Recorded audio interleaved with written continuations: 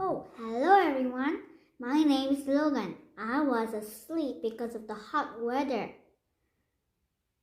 Hot weather? When I think of hot weather, I think of a story. I'll tell you what story I was thinking. It's called Wnnie and Wilbur at the Seaside. And this book is written by Valerie Thomas and illustrated by Corky Poole.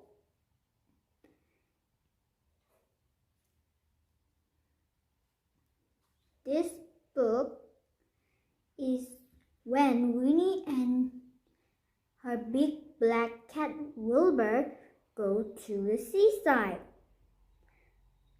Look at the cover.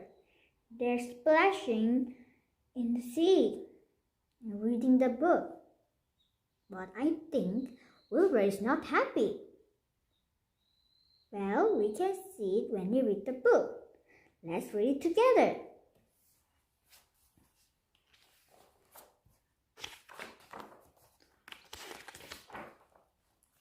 It was a very hot summer. Wnnie the witch felt hot and tired. Wilbur, her cat, felt hot and tired too. I want to swim, Wilbur, Wnnie said. Let's go to the seaside. Wnnie found her beach towel, her beach bag, and her beach umbrella.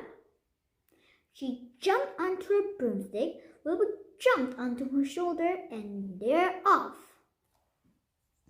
They flew over hot towns, hot roads, hot cars, and then they came to the sea. There were lots of people on the beach, but Wnnie found a place for her towel. She put up her beach umbrella and get ready for her swim. Look after my bag and my broomstick, Wilbur, Wnnie said. She ran into the water. It was lovely in the sea. Wnnie splashed through the water and skipped over the little waves. She was having a lovely time. Wilbur sat and watched her. He couldn't swim. He didn't like water. He hated getting wet. Wnnie dived into the water. It was such fun! But the water started to creep up the sand, up to Wnnie's towel. Wilbur jumped onto Wnnie's beach umbrella. Meow! He cried. Then the sea picked Wnnie up, turned her over 3 times, and dumped her on the sand. The water washed over Wnnie's towel and come halfway up Wnnie's beach bag. Meow! Cried Wilbur. He didn't want to get wet. Oh dear, said Wnnie. She shook some seaweed out of her hair. Don't worry, Wilbur. We'll just move further up the beach. She picked up her beach bag and her towel. My broomstick! Cried Wnnie. Where's my broomstick? She looked everywhere. No broomstick. Then she looked out to sea. There was her broomstick floating away. Stop! Wnnie shouted. But the broomstick didn't stop. How will we get home, Wilbur? Cried Wnnie. Then she had an idea. She grabbed her beach bag, took out her magic wand, waved it 5 times, and shouted, Abracadabra! The broomstick stopped. Then it started to come back, but the surfer was in the way. Whoosh! Went the broomstick high up into the air, and it landed on a whale. The whale didn't want the broomstick on its back. Whoosh! Went the broomstick high up in the air, in a great spout of water.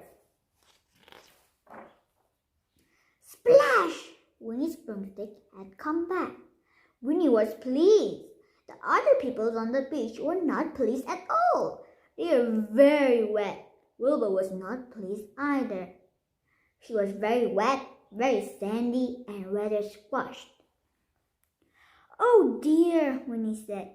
"We'd better go home, Wilbur." She packed everything up. Then Wnnie and Wilbur zoomed up into the sky. There was soon home again. It was still hot in Winnie's garden. Wnnie still felt hot and tired. Then she had a wonderful idea. She took her magic wand out of her beach bag, shut her eyes, turned around 3 times, and shouted, "Abracadabra!" There in her garden was a beautiful swimming pool. Wnnie dived in. She swam up and down, and then she floated on her back. "This is lovely, Wilbur," she said.